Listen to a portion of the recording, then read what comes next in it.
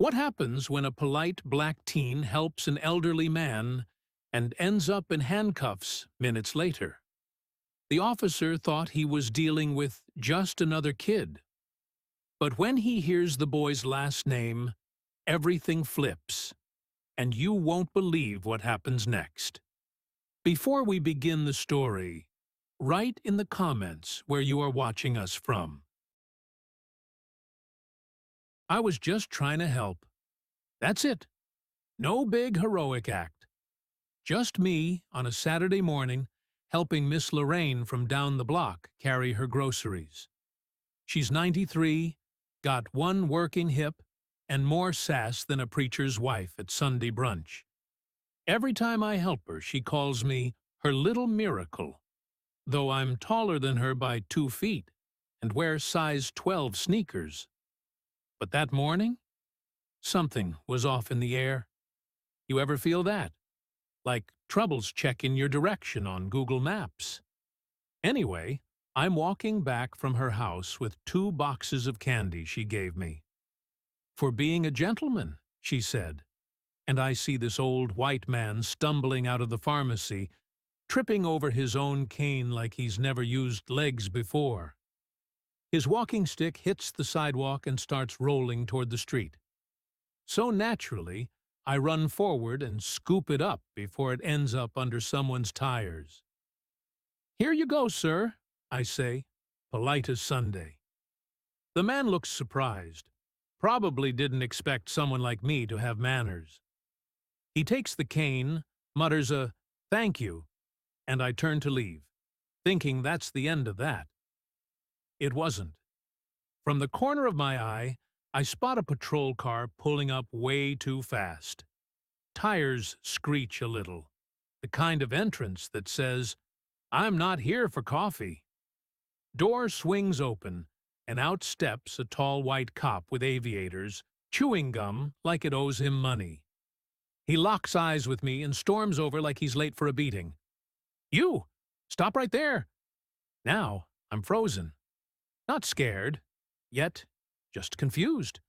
Maybe he's talking to someone else. He's not. I point to myself. "Me?" "Don't play cute," he growls. "What did you hand that man?" I blink. His cane?" He doesn't like that answer. Not one bit. "Put the boxes down." Slowly. I glance at the candy boxes, literally full of jelly beans and butterscotch, and gently place them on the ground. People are starting to watch. That invisible bubble of minding your own business is officially popped. The cop walks over and kicks the boxes open. Candy spills out like it's a crime scene. He crouches, pokes at the wrappers with his pen like he's handling biohazard. Man, if he saw my grandma's freezer full of frozen turkey necks, he'd call the CDC. Then he stands back up, stares me down. "What else are you hiding?" I laugh. Not 'cause it's funny, but because this is ridiculous. "I'm 16, sir. I was just helping somebody," he snorts. 16-year-olds help people now? That one stings. Not because it's mean, but because it's exactly what he believes. A black kid can't just be nice.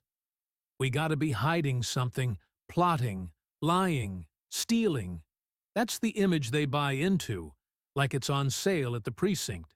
Then it gets worse. "Turn around, hands behind your back." I hesitate. Not because I plan to resist, but because this is the moment everything changes. I look around. People are watching now, some filming with their phones, some pretending not to. That old man? Nowhere to be found. Vanished like he's got Houdini blood. I speak slowly. "Am I under arrest?" "You got a smart mouth, boy." Ah, there it is. That word. Boy. I'm 6'1", linebacker shoulders, deep voice. But to him, still a boy. Still someone he can throw around like a training dummy and sleep like a baby afterward. "I'm not resisting," I say, my voice steady, my pride barely holding together. He yanks my arms behind my back anyway. Not rough, but not gentle either. Just enough pressure to remind me who's got the badge. My heart's pounding, not from fear, but from fury. You try doing the right thing, and somehow that's what makes you suspicious. Why are you doing this? I ask. Because you fit the description. Always that line. What description? Black? Male? Upright posture? He starts searching me like I'm a walking drugstore. Checks my pockets, my waistband, even my shoes. Finds nothing, of course. But he doesn't stop. Keeps going like he's hoping a lottery ticket will fall out. A woman across the street yells, "He's a kid, for God's sake!" The cop pretends he didn't hear. Or maybe he just doesn't care. And I'm standing there, cuffed on a sidewalk, with candy melting in the sun and dignity leaking out my chest like someone shot it. Then he pulls out his little tablet, that high-tech device they use to scan IDs and names. Holds it like a trophy. Looks at me. Name? My mouth is dry, but I say it. Jamal. Jamal Garrett. He repeats it under his breath, typing like it's some kind of spell. And right then, something shifts. His jaw tightens. His eyebrows twitch. Like my name just kicked him in the gut. I don't know what he's reading on that screen, but his posture? It changes. Slight, but real. The way someone sits up when they realize they just messed with the wrong mail. But I don't say a word. I just stand there, quiet, staring. Because the moment you start explaining your humanity to someone who don't see it, that's when you start losing it. What happened next changed everything. You don't want to miss how this turned around, and who this cop just realized he cuffed. The moment I said it, Jamal Garrett, the air shifted like somebody cut the lights in a church mid-sermon. Officer Tough Guy's thumbs froze above his fancy department-issued tablet, and I swear I saw his pupils twitch behind those mirrored aviators. For a second, I thought he had a glitch. You ever see a man try to act like something don't bother him when it clearly just hit him in the chest like a brick? That was him. Right there. Standing over me like he just read a ghost story starring himself. He repeated my name under his breath. Twice. Then, slowly, the wheels started turning in his head. Slow like molasses, but loud like thunder. He took a step back, his jaw set tight, like he just remembered something real inconvenient. My name wasn't new to him. Not at all. That name carried weight in this town. The kind of weight that leaves boot prints on a badge if you push the wrong person. Garrett, he muttered again, but this time like it tasted sour. Yeah, I said, real calm. That's right. I didn't need to say anything else. He was already sweating under that pressed uniform. His little power fantasy was crumbling faster than stale cornbread. That tablet in his hand might as well have been a grenade. Then he asked the question, soft this time, almost polite. Your parents. Who's your father? I tilted my head, looked him dead in the face. Malcolm Garrett. Boom! He stiffened like he got hit by a taser. The same Malcolm Garrett who dragged 3 officers and an entire department through court and came out clean, with receipts. The same Malcolm Garrett who stood on courtroom floors and exposed cover-ups like pulling skeletons out of a closet full of body cams. Yeah, that Malcolm Garrett. And let me tell you, the silence after that name dropped was heavy. He just stood there. For a moment, he looked like he was calculating how many cameras were pointed at him. Spoiler, a lot.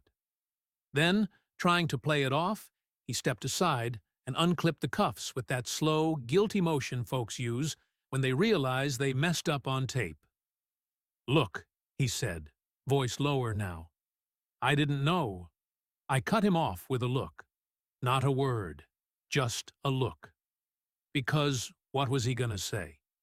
That if he had known who my father was, he wouldn't have jumped me on the sidewalk?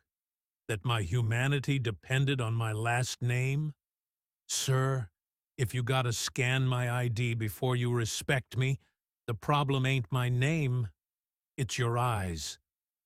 He shifted his weight, trying to save face like it wasn't too late for dignity.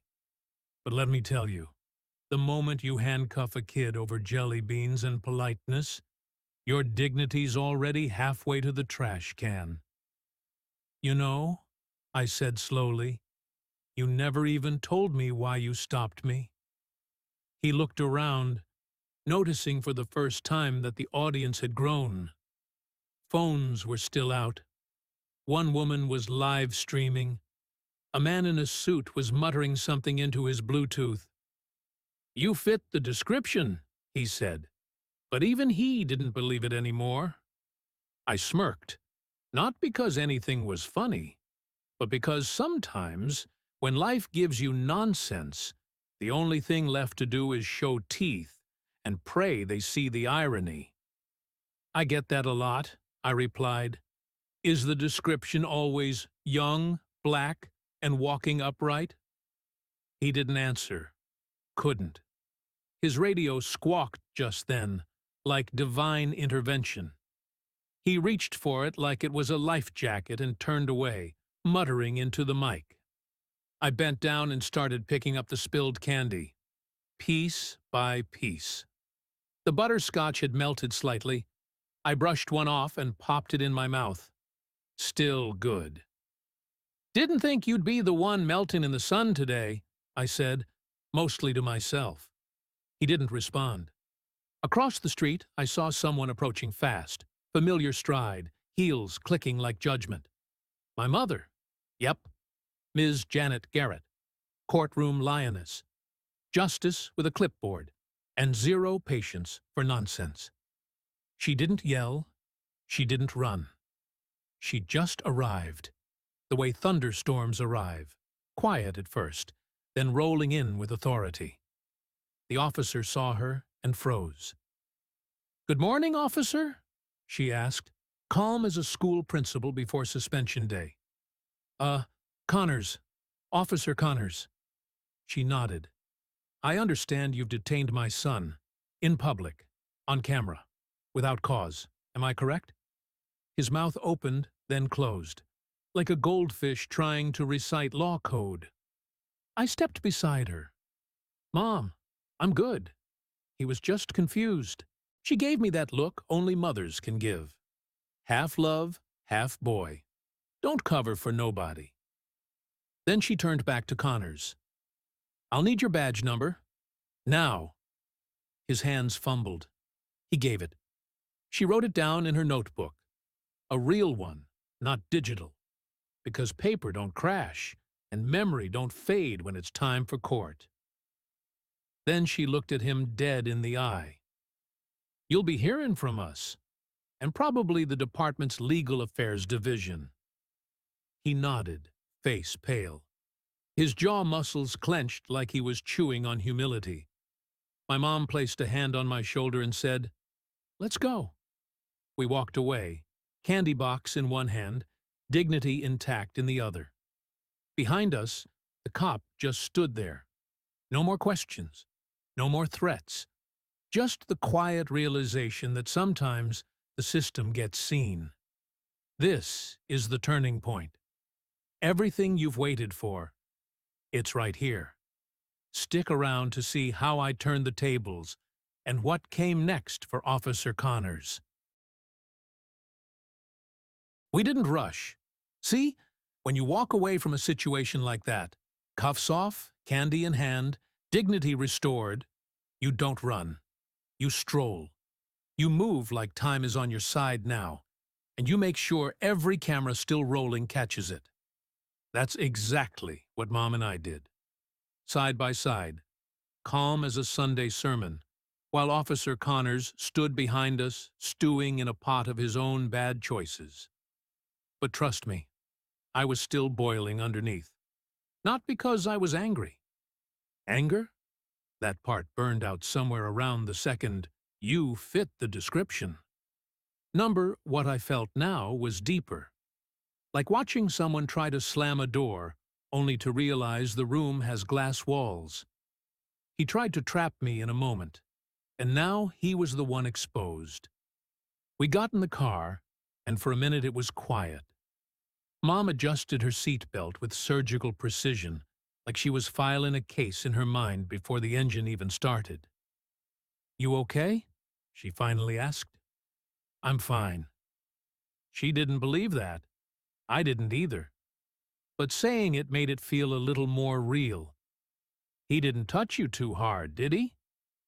Numbered just enough to remind me who thinks they run the sidewalk. She nodded. "They don't." Now, here's where things took a turn. Back home, I thought the day was over. Candy on the kitchen counter, shoes off, shirt wrinkled. But then came the knock. Not a doorbell. A knock. The kind that sounds official. I opened the door and blinked twice. Officer Connors. Out of uniform. Plain clothes. Holding his hat in both hands like it owed him an apology. His posture was different. Smaller. Quieter. That badge and gun energy? Gone. Now he looked like a man standing on his own 2 feet for the first time and realizing the ground ain't as steady as he thought. "Mr. Garrett," he said, eyes shifting between me and the door frame. I didn't answer. Just looked over my shoulder. "Mom!" She came quick, not rushed, just efficient, the same way she crosses a courtroom. She stepped between us, her voice cool. "Yes?" I wanted to apologize," he said, fumbling. "What I did, it wasn't right." Mom didn't blink. "You realize that now?" "Yes, ma'am." "You realize it because my son's name scared you, not because you saw him." That hit. He flinched, ever so slightly. Like the truth had teeth. He started to say something. I could see the words forming, but she raised a hand. "I don't need your apology," she said. "I need your accountability." He stood still, awkward, heavy, then looked at me. "I was wrong," he said directly. "I profiled you. I didn't see a young man. I saw what I was taught to see, and I'm not proud of that." Now here's where I surprised myself. I nodded. "Thanks for saying it." That's it. Just that. Because forgiveness? That ain't always loud. Sometimes it's just choosing not to carry the weight of someone else's ignorance on your back. But don't get it twisted. This wasn't some feel-good ending. This wasn't a hug-it-out kind of moment. This was acknowledgement. That's all. He didn't leave redeemed. He left responsible. The next week? The video, yep, someone uploaded it, started circulating. Local news picked it up. "Black teen detained without cause," the headline read. But what they didn't know, what no camera could catch, was the real shift. See, that department? They had a meeting. Not the kind with coffee and donuts. The kind where lawyers sit in, policy reviews, sensitivity training, internal memos with my name on them. And in school? People looked at me different. Some in awe, some in apology. Teachers who never remembered my name suddenly got it right. Kids who used to whisper behind my back now asked what happened. I didn't explain much, because the point wasn't what happened. It was what it meant. It meant that being polite doesn't always protect you. That helping an old man with a cane can still land you face down on pavement if your skin tone makes someone nervous. It meant that sometimes your name has to do the work your presence never gets a chance to. But it also meant this. I wouldn't shrink. I wouldn't walk with my head low just to make someone else feel taller. I wouldn't stop helping people. Wouldn't stop being who I am just because somebody sees shadows where there's light. Officer Connors? Maybe he'll think twice next time. Maybe he won't. That's not up to me. What is up to me is how I carry the story. Not with bitterness, but with purpose. Because that sidewalk ain't changed. The world ain't flipped over. But now, it knows my name. And next time someone like Connors gets out of a car and thinks they see a threat, they better be sure. Because I walk with more than candy and good intentions now. I walk with legacy. And that's something no badge can cuff.